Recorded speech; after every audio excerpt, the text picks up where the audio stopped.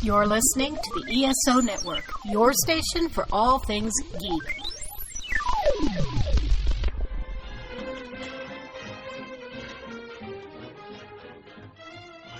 Hello, world, and welcome to Tales from Hollywoodland, a veritable feast of movies, television, Broadway, showbiz stories, and even a little bit of news and gossip with Julian Schlossberg, Arthur E. Friedman, and Stephen J. Rubin.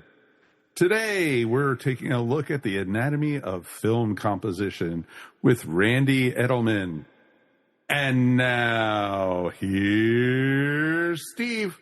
Hey guys, Randy. I'm so thrilled to have you on the show. I am a big film music collector. I'm the very first soundtrack I ever bought was in 1960. I bought Dmitri Tiomkin's score from The Alamo. That's a good one. It's a good one. I didn't know it, but and I know we'll talk about it later. But I am a huge fan of your Gettysburg work. I thought it was just brilliant in a movie that is very underrated. And I was going to ask you, just to start off the bat, when you were little, were you part of a movie-going family? Were you guys into the movies? Did you go a lot as a kid? Zero, nothing. Really? And no interest in film scoring or anything like that. I was a piano player, but no, nothing. Never. I think the truth is, I went to a picture called The House of Wax when I was about 4 or 5. And I was scared out of my mind and, every night put the covers over my head from the time I was 5 on. But that was my movie going experience for years. No, we didn't go to movies. Did your folks take you to see The House of Wax, Randy? No, I'm saying no. I don't recall them being there because it was so bizarre. I was probably taken because someone else wanted to see it, and they took the little kid along. The little kid. What city was this? Where was this? What city? Teaneck, New Jersey. New Jersey. What a scary movie that is for anybody, let alone a kid. Oh, I mean, yeah. No, I mean, just The House of Wax. That was it. And not only that, but it was a 3D movie. Yeah. You must have been wearing glasses. Yeah, I think I was. Because there was, yes, you're probably right, yeah.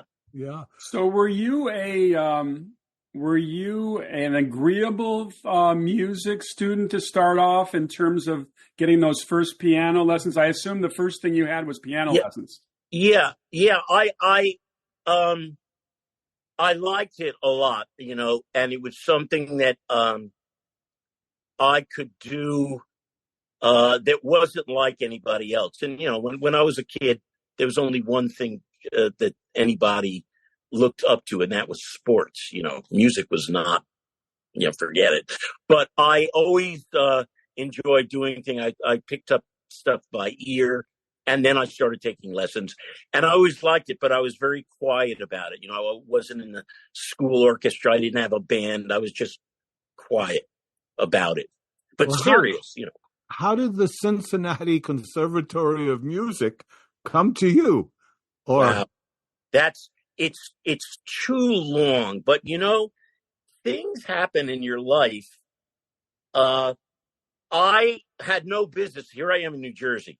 If you've got talent, what do? You go right across the bridge 5 minutes away. You go to Manhattan School of Music, Juilliard. You go to people, but that never came into my parents' head or my head because we were a bunch of Jews and they just wanted me to be a lawyer, or a doctor, So it wasn't that I wasn't serious about about music, but the idea of making a living, basically it was, if I was going to do that, I was going to be a music teacher in a high school. You know what I mean? That's as far as it went. So we never discussed it. And then by chance, something happened.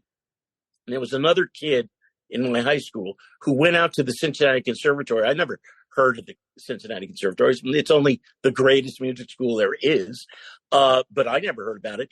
And one thing led to another. And I ended up going out there and was in pre-med and in the music conservatory and blah, blah, blah. Then I discovered, basically it's always about the same thing. It's always about girls, I realized that playing the piano was good.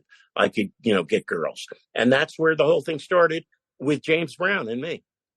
That's it. You know, James Brown. You ever hear James Brown? Absolutely. You know what label he was on? No, I don't remember. Oh, Jesus. King Records. You know where King Records was? In a garbage dump in Cincinnati. So I was a kid, and I would bring kids from the conservatory up to play, and I learned how to write string parts and stuff. And one day he walked in and saw this kid. And in those days, I guess you recorded if you were around there, you recorded in Chicago or not Nashville, Memphis. So they would go there when they wanted like a quote big record production and put strings and horns and suddenly they saw me. I was about 16, maybe 16. And it goes back to the girls because I met this girl. She sang in a band. I said, "Oh, you should record some of my songs." Of course, I didn't have any songs, but I ended up writing songs and bringing these kids and recording in this little, maybe, I want to say 8-track, but I think it was a 4-track. And that kind of started me doing stuff and working for King Records and writing parts for Bobby Blue Bland and James Brown and all these, So my life changed, and I was a young kid. So I stayed in Cincinnati studying very serious piano at the conservatory, and then blah blah blah. But it's too long a story. But that's how I got out there. But Cincinnati was a great town, great music town, and I loved it. It was like going to the moon if you were from Teaneck, New Jersey, to go to Cincinnati. And so I stayed there for 4 years, and then schlepped my little bag with all these tracks that I had done into Tony Orlando, Tony Orlando. So, Randy, Cincinnati is one of the great towns in the United States that's like underrated. You don't hear that much about it. But if you go there, I was there for 3 months working for United Artists in the old days. The Esquire Theater, familiar to you from University of Cincinnati, that area? No, but I never went to the movies out there. But some of the greatest fried chicken. I love Cincinnati. Forget it. Skyline Chili. I mean, forget it. Yeah. Trivia piece real fast for you. Who is the most famous alumni from University of Cincinnati? Jonas Salk. Besides me. Well, that's pretty good. Jonas Salk. Wow. I'm thinking of somebody who went there on a basketball scholarship. Oh, you mean Oscar Robertson? Well, yes, he too. But there was you're Sandy Koufax. Sandy Koufax went there on a basketball scholarship, and I didn't know that. Cincinnati. By the way, I love the fact that piano got you girls because my parents decided to give me accordion lessons. So the only thing I was going to get was monkeys. Yeah. Anyway, so that's kind of and it that whole thing played itself out through my whole life. I was never with a girl who wasn't involved in a band or a singer or writer or anything. It's just so it's funny, but it turned out that it was so unlikely for me to go to that town, but it turned out to be a terrific thing. I had a really good experience, and then I just went to New York and boom. You have to talk in terms of the fact that you did pretty well with a girl named Jackie DeShannon, who had some of the great songs that we were growing up with, Put a Love in Your Heart and What the World Needs Now. And she even wrote, I think, Betty Davis Eyes, didn't she? Well, yeah. Jackie, I met Jackie because Jackie hired me as her conductor. And I'll tell you, I mentioned my old friend, Tony Orlando, because he was a music publisher at the time. Even though he had a couple of hits when he was a kid, which I had heard of, he was working for Clive Davis and April Blackwood, that was Columbia Records publisher. That's where I went in with a bag of all this stuff. But the reason I'm telling you this is that very shortly thereafter, when I hadn't seen him, and he said, "What's going on?" I said, "I don't know. I'm conducting for blah, blah, blah." And this girl came in and saw me, and she called me up and wanted to hire me, but I don't want to do this anymore. I want to, that was when the singer-songwriter thing was coming in, heavy with Elton John and James Taylor and these people. So I figured, you know what, I can do that. And when he heard her name, he said, "Are you crazy? Call her up right now." And he said, "Better yet, come down to Colony Records on 52nd and Broadway." And I met him there 15 minutes later, and he took out, the old bins, and he took out this Jackie on the cover now. And he said, "Look at this. She's gorgeous. You got to at least, blah, blah." And so I always tell that story about Tony, and he laughs.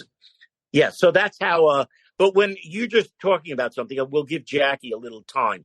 See, you have to understand, when you just said about Jackie, Jackie was the opening act for the Beatles.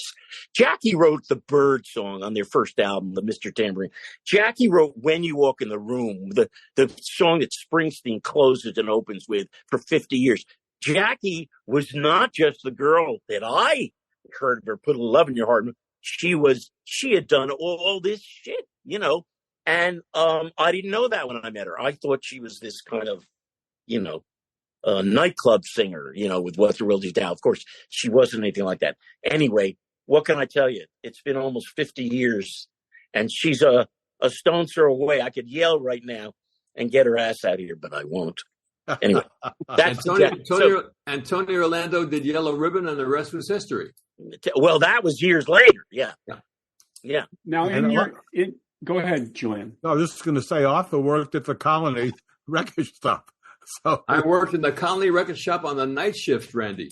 52nd and Broadway, right? 52nd and Broadway, opposite. It was near 1650, and that's where I met Tony. Yeah. And we had people coming in. This was, I would have worked 8:00 at night, probably till 2:00 in the morning. As a kid, I was 17 years old, and we had people coming in asking for Bobby Blue Bland, certainly Ray Charles. Even then, this was before Georgia for sure.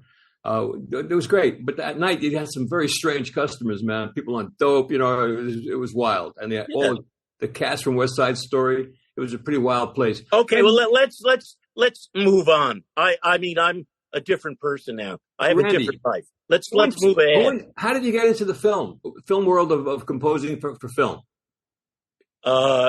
Many years of doing everything. You don't just get into the world. Matter of fact, no one's done what I did by being a pop, even though I was a classical person. I did these. So I did these albums because at that time, if you were a songwriter, you had to do your own songs because everything changed, as you know, in the music business. And it changed a long time ago with Beatles or Bob Dylan or everybody who's selling records did their own stuff. Now, there were a handful of people who did outside songs, but if you really wanted them recorded, you had to do them yourself. So, I arm twisted someone and got a little album deal. But I worked for years as a conductor, composer, did albums. I was kind of lucky that when I say things were great, there were a million things that would seem like, you had a number one record with Barry Manilow with Weekend New England or the Carpenters or all these people. But luckily, except for England, they didn't happen for me as an artist. Now, I say that because I could never have done music for films. If anybody ever heard me singing a song, it just doesn't work like that. You're pigeonholed. So it was many years later after doing, I would say conservatively, because I want to answer your question, but I can't. 20 years of doing everything, if you're a great musician, which I am, that you could do, led to me getting the break that allowed me to become a, quote, film composer. Now, was there a turning point, Randy? Yeah, yes. But I did films years before that. But you need to have something, it's like anything else or anything in this business. You got to hit people on the head. You can't just be, this guy's really talented. I could have been doing, a million different documentaries or TV stuff, which I did. But the thing that was the turning point was somebody called me up to do something.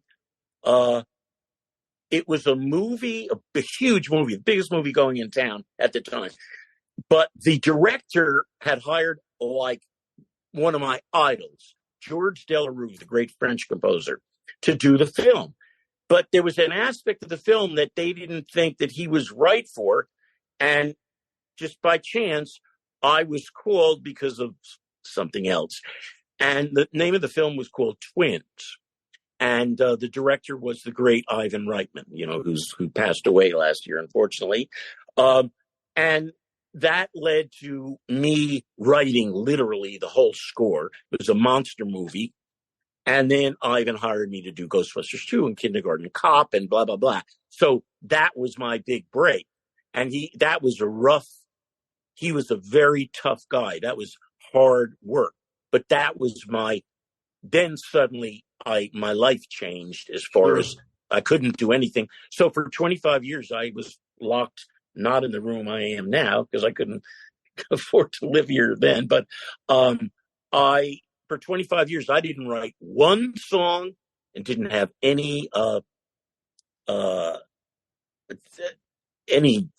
no reason to write a song. My job was writing the serious music of a film, which is the score. Songs aren't even in movies anymore at all. So that's what I did. So it changed my life. Well, you mentioned Ivan Reitman, and you mentioned Kindergarten Cop and Twins and all the films that you guys did together.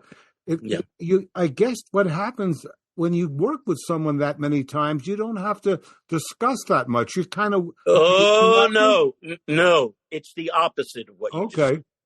Yeah, you think, it's easy the next time around. I mean, we can't even get into the director and the composer. The composer, these films, it doesn't matter if it's the stupidest film in the world or something you consider, a excellent film or an excellent book or story. These things are around for years and years and years. And there's only one person who ain't involved, who makes a big contribution. The composer. The composer comes in after 20 years of a project possibly being around. It went from this studio. It was a turnaround. This guy said he was going to star in it. They dropped it. Then the guy died, and they picked it up years later. This is the story. And as I said, I could tell you a film, and you'd say, that they must have worked on that for years. No, they didn't. But another one, it just depends on the property. So what I'm alluding to is when you just said that, each director is, it's a whole nightmare, and they're all different, and it's a different guy that walks through the door. And as I said, you're the last guy in, and they're all uptight because it's so expensive to make movies and everything. It depends who it is. And, their next film is riding on it. And it's always, when you start a film, whether it's with a new director or old director, someone you've worked with, you're at square one. And you, of course, have no time. How much time do you have? As much time as they give you. Could be 2 weeks or 2 months. But you could spend a year on all of them. So Ivan was particularly tough. Then I had to work hard to get out of that. What happened is I did Ivan stuff, and his comedies were big scores, huge orchestral scores, whether it's Kindergarten Cop or Ghostbusters 2 or 6 Days and 7 Nights or Beethoven About the Dog. They were all big scores. But I started getting calls from people, and it was weird. I'd get a call to do a little film, like a film called The Mask. That was a brilliant film with a guy who'd never been in movies named Jim Carrey. Okay, so I did The Mask. Then I did a little film called My Cousin Vinnie. Then I did While You Were Sleeping. Then I did Adam Sandler's first film. So I was like, it's like, if you got a comedy, you got to call Randy. So, but they were different kinds of scores. So there were big orchestral scores, or they were quirky things. Like I just named 4 of the most iconic comedies that there are. All were little films when I did them. And they became, what can I tell you? They're like having the biggest hit, each of them. And then I had to, I appreciated what I was doing and working my ass off, but I was loving it. And then I had to work hard to kind of turn my ship around. And that's what led to a guy named Ted Turner and Gettysburg, and then Last of the Mohicans and Dragonheart, before I really was doing all kinds of things, Gettysburg, a fantastic score, Randy. Fantastic score. Now, I worked on a movie with Moctezuma Sparza and Bob Katz. Oh, God, what a deep man. Love that man. Love that man. Mocty was great. I always said to him, That's the only movie where the most expensive thing in the whole movie was the beards. Well, it was, as you know, okay, I know that people, I always kind of laugh. Gettysburg was not a movie at all, okay? Gettysburg was a miniseries. And I turned that down too. I said, because at that time I was going and I had just gotten nominated for, Last of the Mohicans and all that stuff. But it was a miniseries, but it wasn't like, it was a miniseries for ABC. No, for a company called TNT. I never even heard of that. Why? Because it was a new company started by the great man himself. Yeah. What a doll.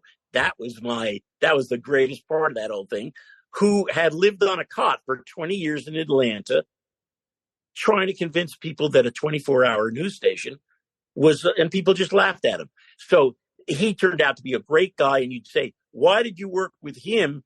He was a Civil War buff. And when they finally got it together, it was a miniseries. He heard some music. Now, Ted Turner didn't know if it was Mick Jagger or Beethoven. You know what I mean? He wouldn't know a thing. Yeah. But every time one of these guys died, one of these officers, they would play this music. And he said to this director, he said, like, he didn't know what it was or if the person was alive. And he said, I want that music.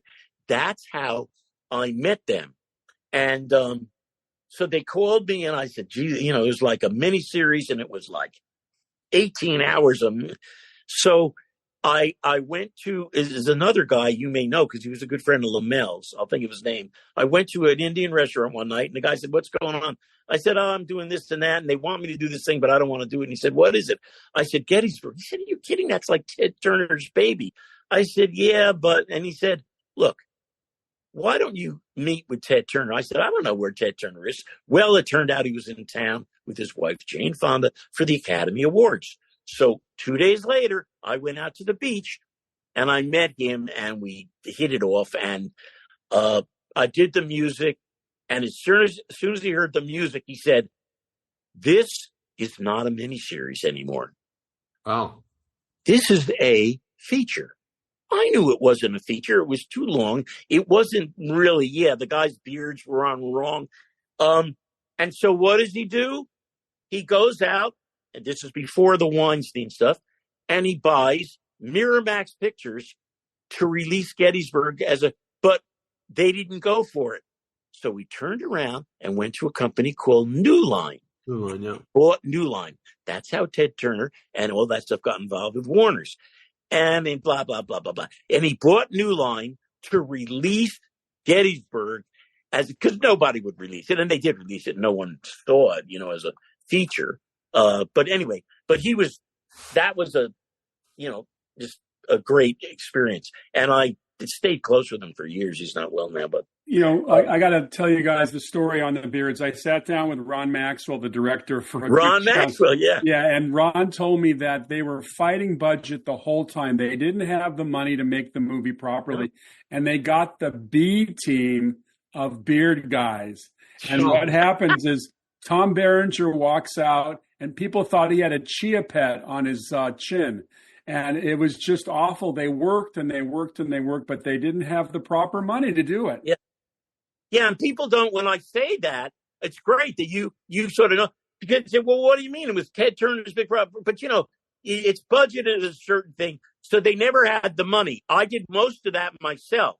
Yeah, and I went up to Salt Lake to do a little orchestra I thought I was going to go up to that place like the Mormon Tabernacle Choir. Yeah. I get up there. It's a little church near the railroad tracks. But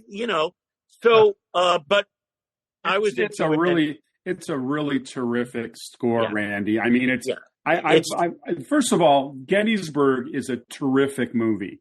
It has some of the best action I've ever seen in anything in war pictures, and the performances, particularly Jeff Daniels and Jeff Daniels, great, and that other guy. What's his name? He passed away. What? Right.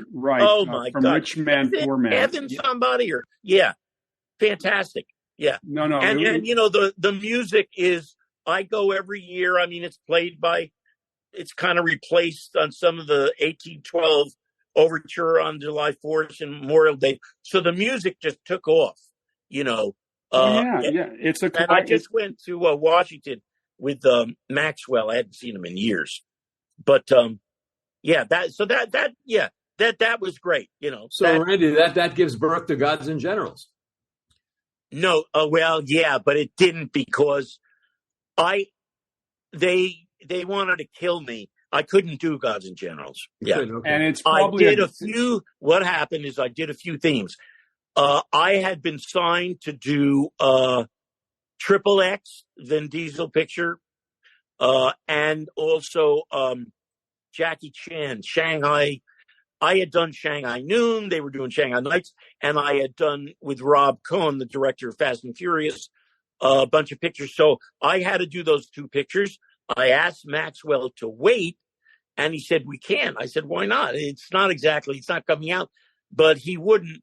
So I got him somebody, and I gave this other person who did a good job 3 or 4 themes, but I didn't really do it. So and Gods and Generals is a terrible movie. I love Ron. He's a terrific director, but he writes speeches that last 10 pages long. Yeah, it just doesn't work. But the actor we were trying to think of who's in Gettysburg is Richard Jordan, who passed away. Richard Jordan, yeah. He played General Armistead. Yeah, he was terrific, but great job, just really great job. No,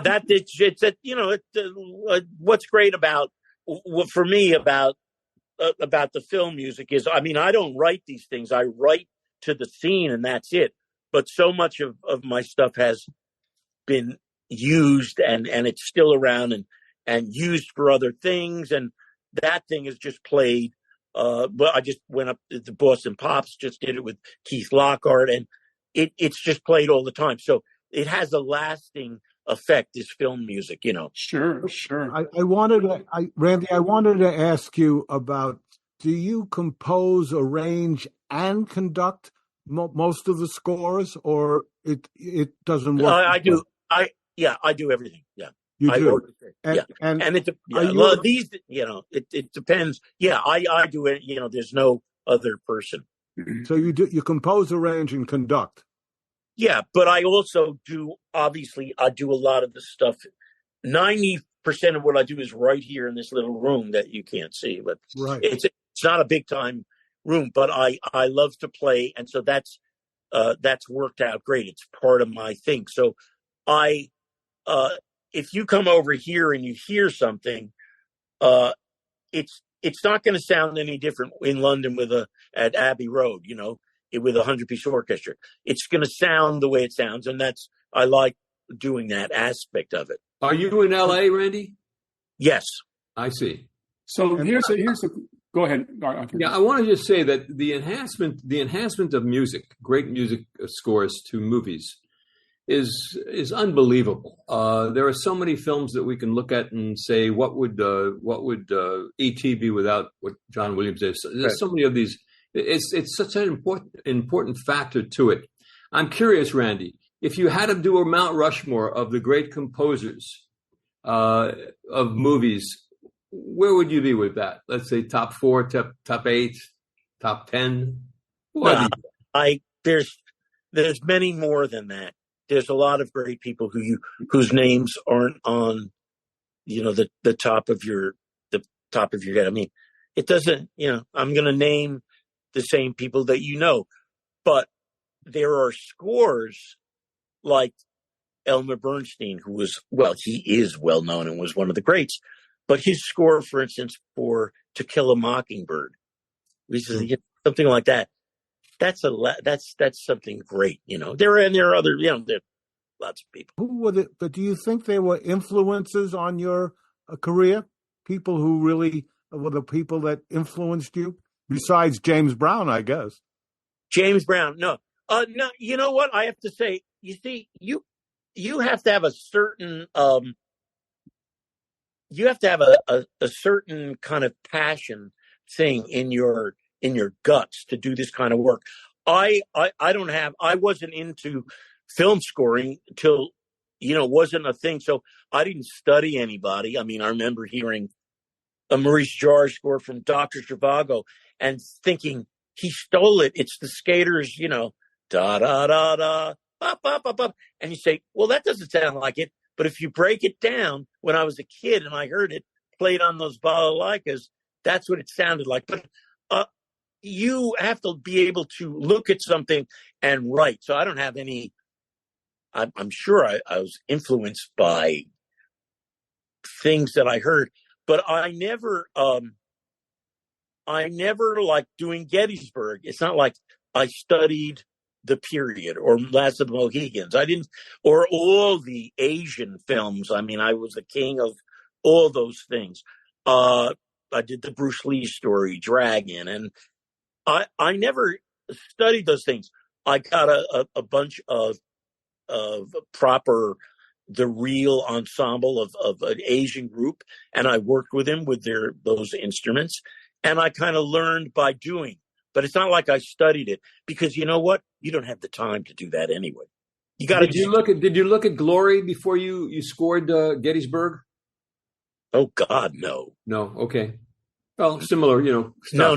The impression Would never even dream of doing something like that. No. With composers like yourself being in your cubicle and obviously have access to all the digital magic that there is today, is there still and I would think there would still be a desire for you to get in front of 80 musicians and of play course, concert yeah. hall.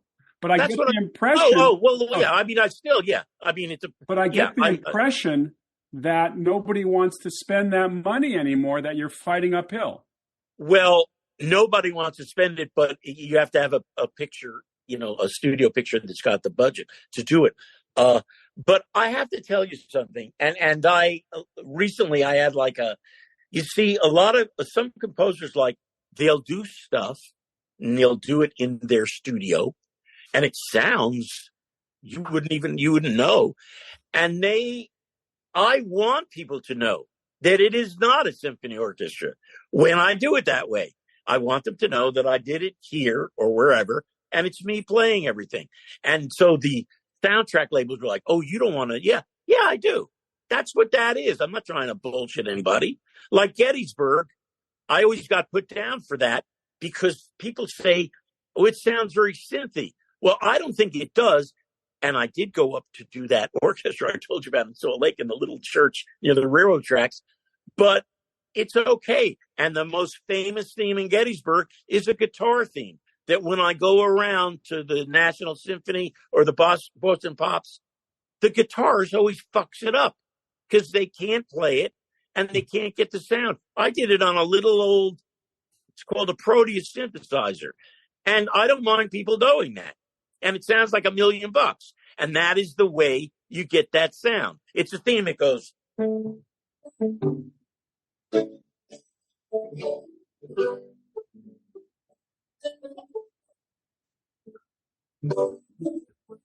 I don't think we can hear it, Randy, because no, you can't. Oh, yeah. Okay, too bad. Too bad. Let me ask a question. Even the Boston Pops fucked it up, Randy. Oh God. Yeah.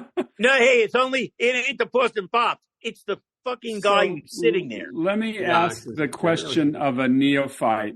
When you're working in your digital world there, and you want to have 10 violins or 20 violins, do you just push a little button and you get 20 violins? Well, no. That's when I go in to record it. That's why I want to make it sound bigger. Right. So in other words, when you go in, I don't use anything from here. I use it all from here. Then I go into a proper studio, even if it's just me, and then I can goose it or blah, blah, make it sound bigger. Right. What's clear? And by the way, it's very easy, especially in this day and age. First of all, the samples are great. But like I said, I'm a classical musician and a conductor. I like to use real musicians. However, it's pretty easy if you have the arranging and orchestration know-how to go in and like I just did in my new album that comes out like today or yesterday or something, not a pop album with me, my song. You take a couple of violinists, you put them over what you did, so you get that kind of, forget it. You don't even, it sounds like this is 20 people. Wow. You got to know what you're doing, That's great.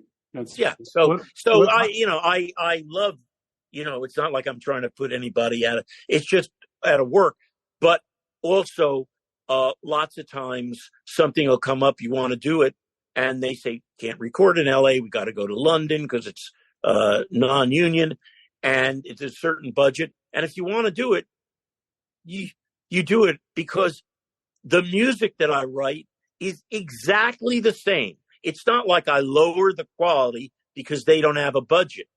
It's the same quality as if they did have a budget and I did it with a 100-piece orchestra. No difference at all. My writing is the same. So as long as I do that and put my heart and soul into it, I do whatever. If I want to do the project, I'll do whatever it takes to hopefully have a product that sounds, first class, which is you have to do. Well, one thing is clearly come across in this interview is that you got definitely strong opinions of what you do and how you work. But you're also working for a director in a lot of these movies. And are you at the final mix? Are you there when they put the music with the dialogue and the sound? Okay. Never. I wouldn't go near it. I learned early. No.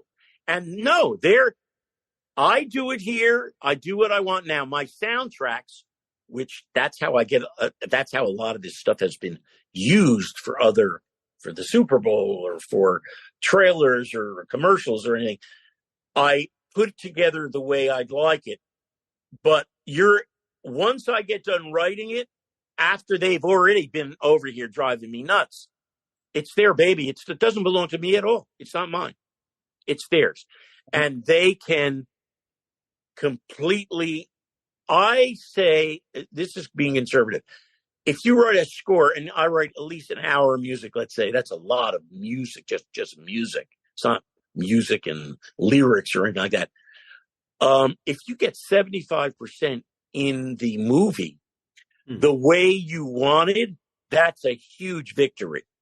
And that other 25% is that's why Leonard Bernstein never wrote a film score, ever. He wrote one and they screwed him. It was a great movie on the waterfront, great score. And then he never did another. Never knew that. No, because they screwed around with his music and he was horrified and he never did. Randy, didn't he do West Side Story? No. He wrote the musical West Side Story, of course, but he didn't have anything to do with the film. Randy, through the years, from time to time, you go into a screening or you go into a theater, you see something like, let's say, Chinatown, and you hear that score. Right. What's that like for you? I would you're say hearing greatness. Oh, yeah. Oh, it's just like anybody else who appreciates greatness. It's great. I don't listen. I don't go to a movie and listen, with my ears. You may say, oh, you must because of the way you do. No, I just listen to see if the film is working and the story and the characters. And if the music helps it, you always know usually when something is great. Now, these days, to be honest with you, because you see, there's nobody doing anything, film composing. I don't care. It's all the same rehash idiom. I agree. They're writing like composers. They're writing like, oh, I heard a big score, a big orchestra. Yeah, they're writing like Beethoven. What I'm saying is, until there's really original films that need something original, there's not really anything different going on. And of course, they don't make original films because it's a commercial business and nobody wants to take a chance. Now, you, of course, will find some small and good independent things every year. But as far as musically, is anybody really advancing? Now, of course, everything is, sound design. There's no more scores. It's sound design. It's big. I don't even call it music. It's true. Yeah, not everything. I'm not belittling. I'm just saying, and film composers now, I mean, I'm really into I never in a million years thought I'd be doing what I'm doing now after all the films and everything, which is going back and really into it to writing songs and doing my own albums and doing these concerts like I'll be doing next week at the Peace thing and then going to Carnegie Hall and all this stuff. But it's like it's like they take themselves too seriously. You know what I mean? It's like, it's a hard job. You have to be, there's two things when you're writing film scores. You have to be right and you have to be fast. If you're wrong and fast, that's no good. And if you're slow and that doesn't work either. You have to look at it and come up with your ideas. And guess what? 3 hours later, you better be on the next cue or you're going to end up in a couple of weeks behind. So Randy, when you're sitting and spotting with the director, I assume every movie you got to sit there with the director and determine which scene has the music. Do you ever get into arguments as to there shouldn't be any music here? Or? Okay. All right. I want to be careful because you guys, I don't spot music anymore. Okay. A film, they don't, it's not like the old days where you sit there and you spot it. Every film is spotted before I even get there. So you say, how is that? You know, you seem to have a certain insight. How is that? What is it? What do they spot with? They spot with something called a temp score. Now, it used to be years ago. How would they get all this music? Well, now because of technology, a film editor can get any piece of music he wants in 1 second. Boom. I want the Bach partita. Boom. I want the Rolling Stones. I want, Elgar's piece. You can get whatever you want, whatever song you want, and they get it in 1 second. They throw it up with the picture, and that's pretty good. That's a good idea. And they spend all their time for that year, let's say, that they're editing with all this music, and they come up with a temp score. The movie studio screens it all over the place, depending on what film it is, with a temp score.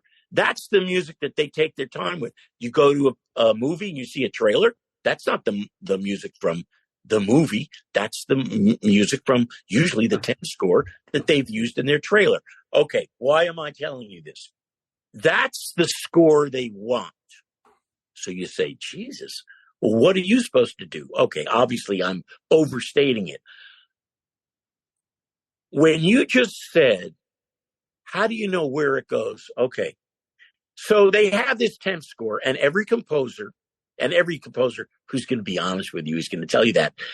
They come over, they hire you after they've been through 50 people, and they should have hired you 2 months before that, but of course they didn't. That would have given you more time. And you're confronted with this temp score. And guess what? That's their spotting. That is where they want their music. That is where they've had the music. That is where they've shown their music in a screening or to the executives at the studio or to the foreign distributor. And now it comes to Randy and I see it. Of course, I'm not going to write the temp score. I'm going to write my own, of course. But try to get them not only off the emotional mood, okay? Try to get them off the mood of, let's say there are 50 cues in a picture. Picture starts. It starts with something. You're not going to forget it. You want to fight here all day with someone? You better be blah, blah, blah. Okay? That's one thing. Then you come to scenes that you think can use music. And you write something, and the director comes over, and we didn't have music there. I know you didn't have music there because you didn't really spot it with a composer. And I've written this, and I play the best stuff, and I make the scene live, and we go and record it. And you know what happens when you just asked me, or Jerry asked me, or somebody asked me, you know what happens when you go see the movie after they've gone in to dub the movie and put the music in? That cue, the best cue in the movie, is no longer there. 9 times out of 10. You know why? They got scared. That's why I like doing movies that get terrible marks that people hate at their screenings. Because then they think, we may not know exactly what we're doing. Films that get like an 82 and above, which is a high mark, They only want the music where the music went. So it not only are you up against the temp score, you're up against exactly where the music went, and you think you can help the picture. It's a rough go. Okay, I've already given you my. I got to tell you a story, Randy. I'm familiar with the story of how the natural became the natural vis-a-vis music. They had temps in there. They spotted their cues. They did the temps and screened it, and the picture just was deadly, boring. They bring in Randy Newman, and Randy Newman writes an epic score. It changed the whole movie. Oh, it's a great score, yeah. Great score. Same film that had the temp, which was a disaster in the screening room, came to life with what he did. Right. I'm not saying that they're right. I'm saying it's a fight. And for instance, like in a movie like that, it was great. The movie was dead. It was a disaster. Then he came in and he did that. But they obviously were, because that's such a positive statement, that score. It's not like he was scared, you know what I mean? Yes. You write that, and they were obviously open to it, and that's great. Well, But that's actually your point, that they have to be afraid before they're going to make a big change. And Julian, and screening it, and they see it's laying like a latke in the screening room with the temporary score. They know then. I mean, that particular case, it was boring. It was the one thing it couldn't be. But right. I don't know I don't know the ins and outs. All I know is that was a very positive thing and worked great, and they went with it. Sometimes, you can't. You have to, especially with a score and something where the music is important. In that film, the emotion of that music gave the film something that wasn't really there. It was there. The Babe, I forgot what the Babe Ruth thing. It was there, but it gave it, and they have to go with it. Whereas these guys go on a stage and you can't even believe what they do with the music. It's like once they decide to use a piece of music, a cue, you're supposed to, it's great, we used it. Yeah, but you used it and you can't hear it because the sound of the beach, the air, the wind knocked it out. So that's when I say go with it.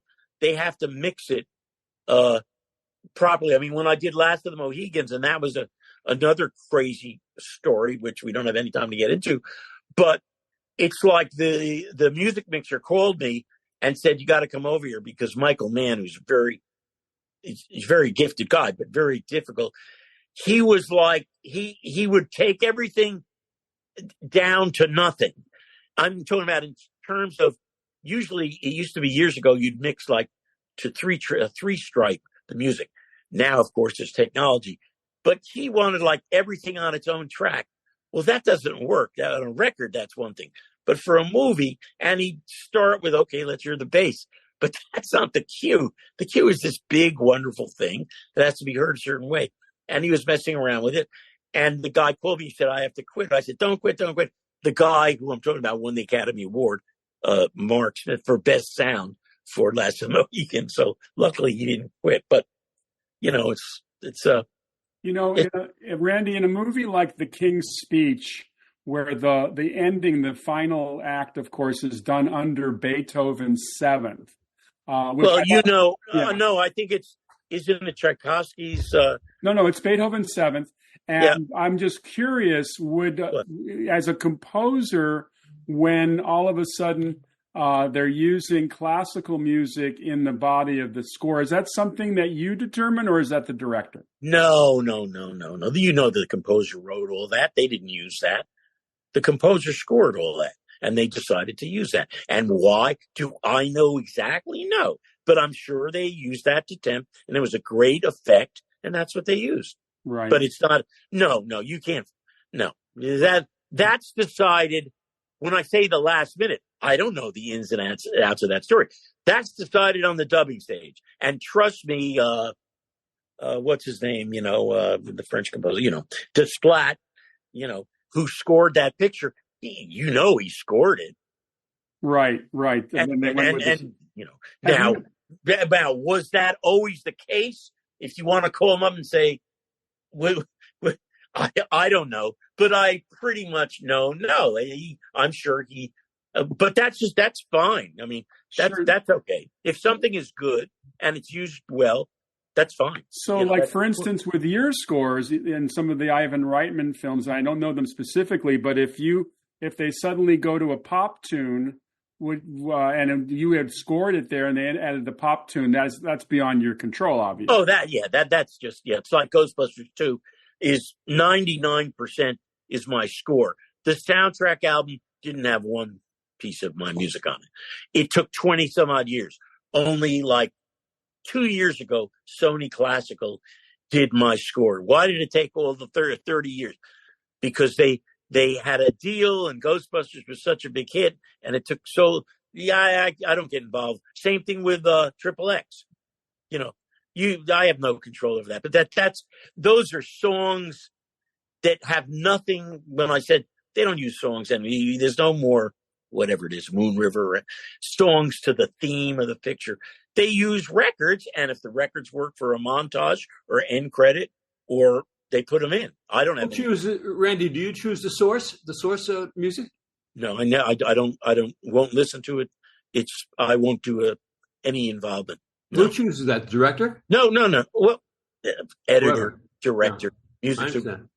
Now, when I say I don't do source, I will write source music sometimes. Like if they're I have fun and they're in a restaurant, I'll screw around with a little jazz group or something. I may, but I don't, I don't like choose other people's music. Can you tell us a little bit about your new CD, Waltzing on a High Wire? Oh, yeah. Well, that's a different person, a different life.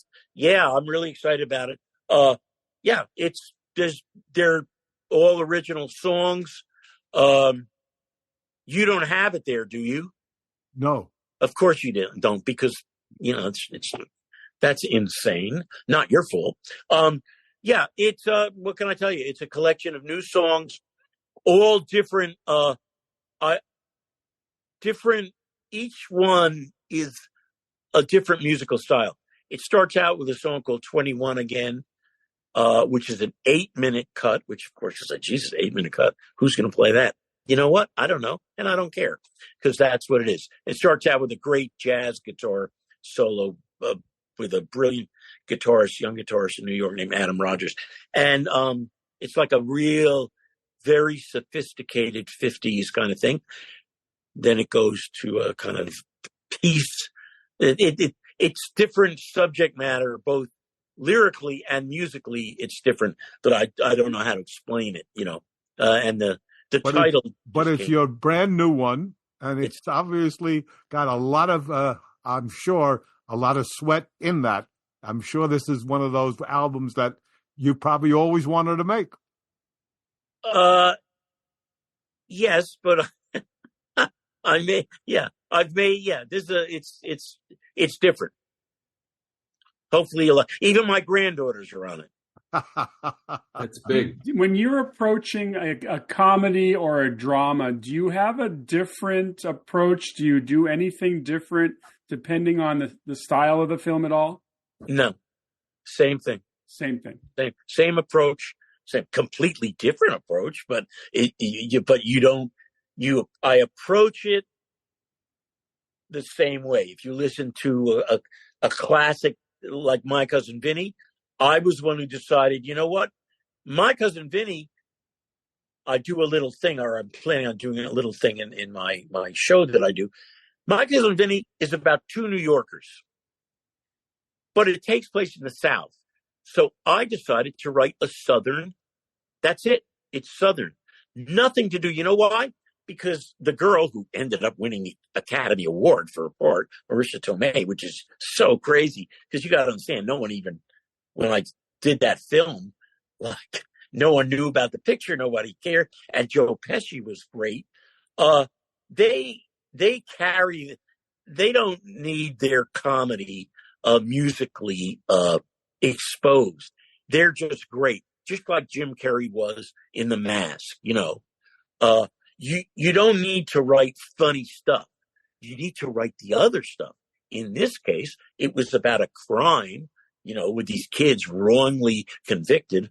Instead of, they stole a can of tuna fish and they were tried for murder. And he brings his cousin Vinnie down, who doesn't know anything from New York, who just got out of law school or whatever the thing was. But the point is, I approach it, decide what I'm going to do, but it's no different than doing Dragonheart or Anaconda, about a big snake. You look, that's what I said. You look at it, you've got to have a certain emotion that you better get pretty much right away. And then you go with that. If you don't, and you decide midway through, you know what, I made a mistake, then it depends how much time you have. And like I said, there is no time limit. You have the time that they give you, that you're allotted. And it depends where you came into the project. Randy, your greatness showed so well in MacGyver.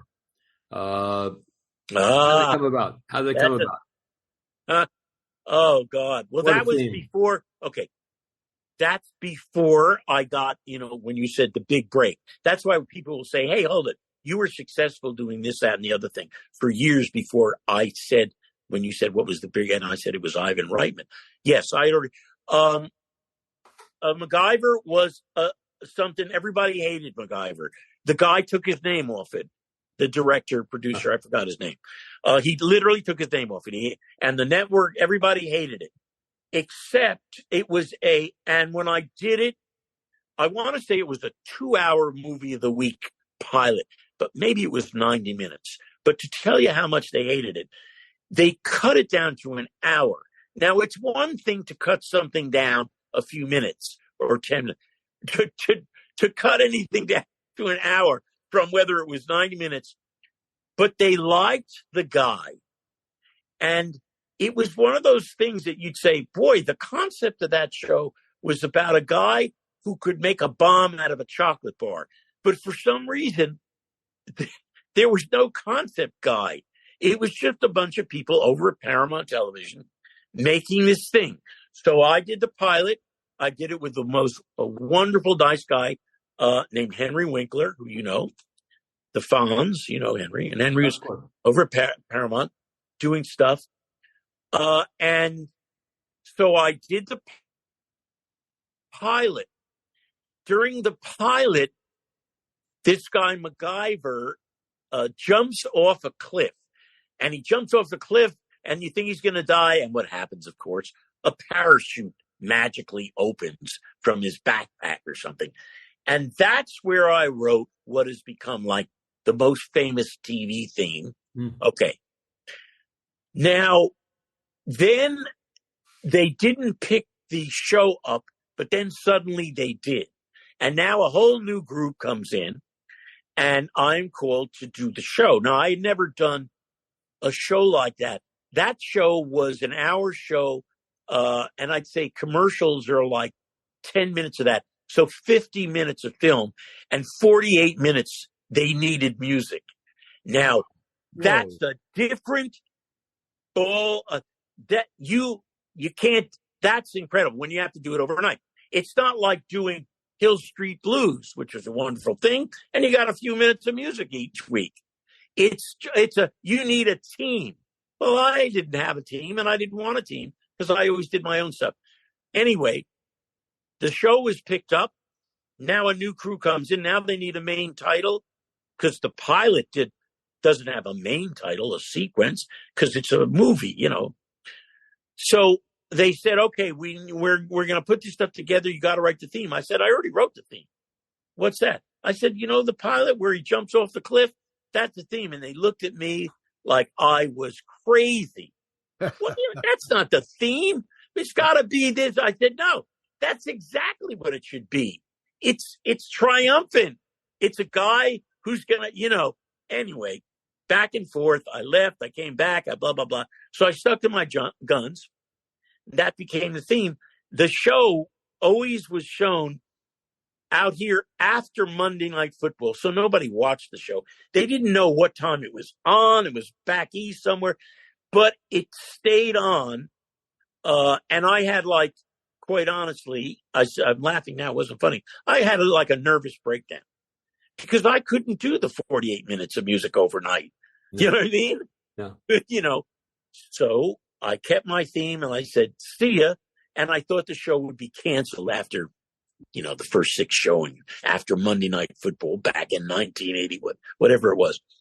But it stayed on, and the theme stayed on, and blah, blah, blah, blah, blah. And then I eventually went back and did some episodes. But it was great, a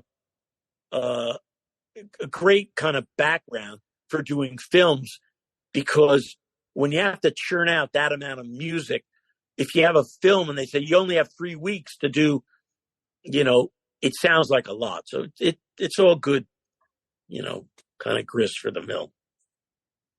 But I want to tell you, Randy, that I've owned a lot of movie theaters in throughout the years, and I'm familiar with virtually all the stuff you've done.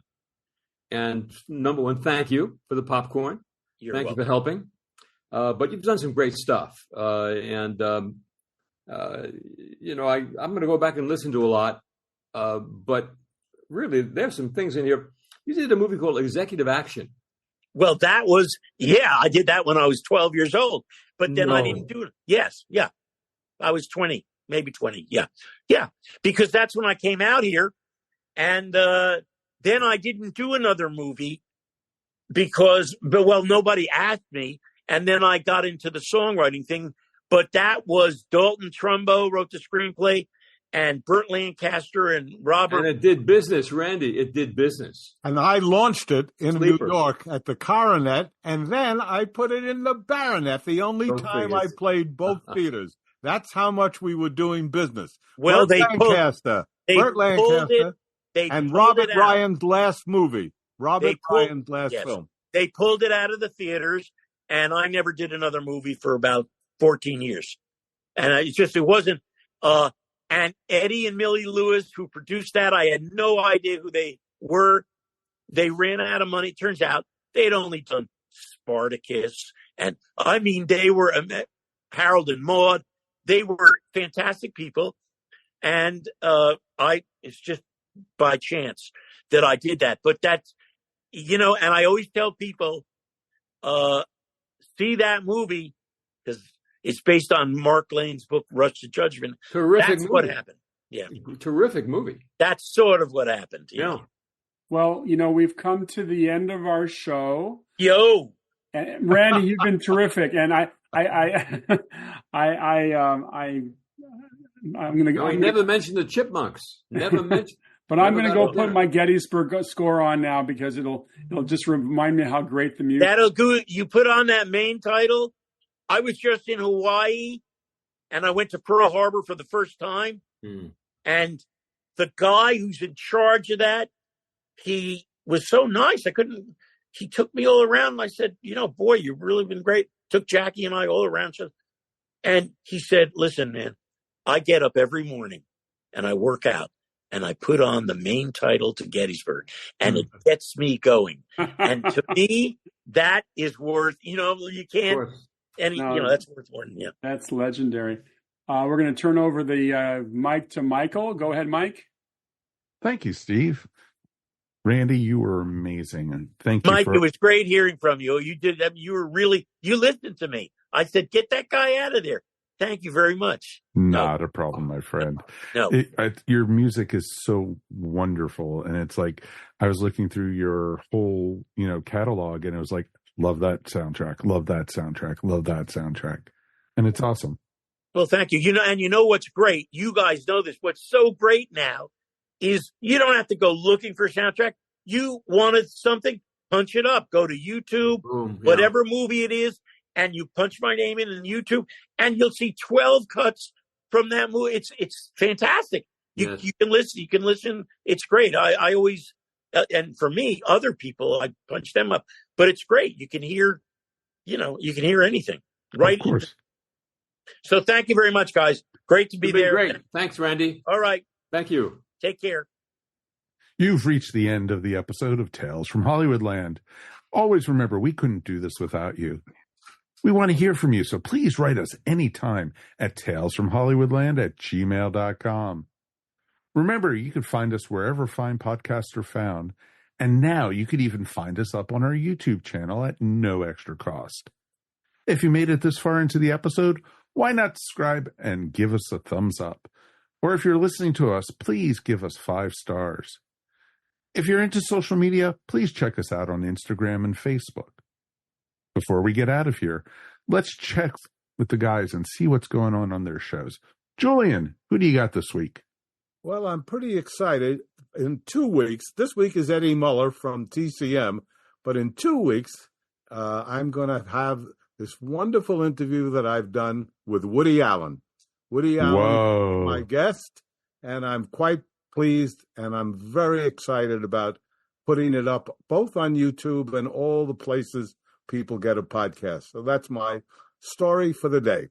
That is awesome. That's exciting. Steve, what do you have going on Saturday night at the movies? Russ Tamblyn, the wonderful co-star of West Side Story, and then 3 of my favorite movies, Tom Thumb, The Long Ships, and The Haunting. We had a really wonderful conversation. We got a chance to talk about his art because he's been a fine artist for many years.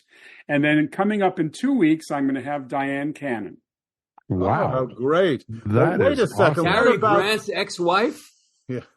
Wait a second. What about 7 Brides for 7 Brothers? That's fantastic with Russ Tamblyn. Yeah, it's okay. What, are you kidding? He's fantastic. He does dance moves that no one has ever done in a movie. We certainly talk about it, absolutely. But I was more interested in The Long Ships. I'm sorry. Well, you're not going to get into any dancing contest. That's for sure. That is awesome, Steve. Really very cool for both you guys. Arthur, what do we have coming up on our next show? It looks like we're going to be interviewing David Rothenberg. Is that right? Yes, sir. Mike. Yes, we will be interviewing David Rothenberg. But apart from that, one of these days soon, we're going to do a big show on political thrillers. I was watching something the other night, and we were talking about 3 Days of the Condor. We can devote the whole show to 3 Days of the Condor on terms of political. It's one terrific of the movie of all time. Just terrific movie. Well, yeah. But would you call that a political thriller, Arthur? Condor? Yeah. Yes. Very much so. What, Steve, what do you think? It's a bird movie? No, I think it's a dancing movie. No. No, just that there's not a lot of politics. Well, I guess there is. I mean, it's. Are you kidding? Political thriller for me is. We got Cliff Robertson. These guys are total political. Okay. CIA. Very, very true. Very true. Not to mention Max von Sydow. My God. Yes. Well, remember, Julia, when they asked Robert Redford says, "What do we do? What do you do there?" I read. We just read. That's right. They read books. Exactly. One of the most harrowing beginnings I've ever seen in any movie. Oh yeah. It's a sensational film. Well, Mike, have we ever done political thrillers? Not yet. Well, there's a real great theme for us. It'll be on our schedule, my friend. Yeah. I promise you that. Especially this time of the season, with what's coming up. Oh, we got 7 days in May. We got all the President's Men. We've got stuff to do, man. Oh, very, very much so. Rich. All the President's Men. Top 10 movie for me. Oh, yeah. Yeah. Well, on behalf of Steve, Arthur, and Julian, thanks for listening. This is your producer and announcer, Mike Faber. We'll see you here next time on Tales from Hollywoodland. Your Hollywood adventure starts right here.